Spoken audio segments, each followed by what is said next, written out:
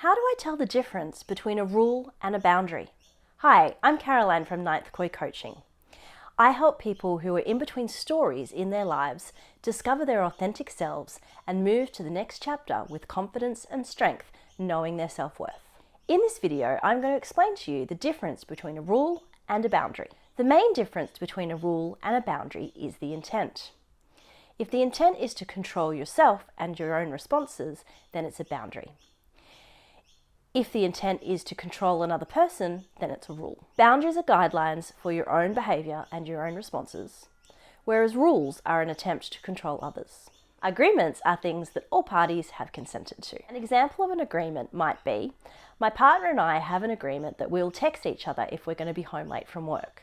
An example of a boundary might be, I will not participate in conversations where someone is yelling at me. And an example of a rule is, you will not yell at me. So boundaries start with I and not with you. And that is how you tell the difference between a boundary and a rule. If you'd like to take boundaries to the next level, you can download my Boundaries for Beginners workbook. I'll pop the link in the comments section for you. If you do have any questions or feedback, pop it in below and I'll get back to you as soon as I can. And don't forget to like, subscribe and follow for more tips.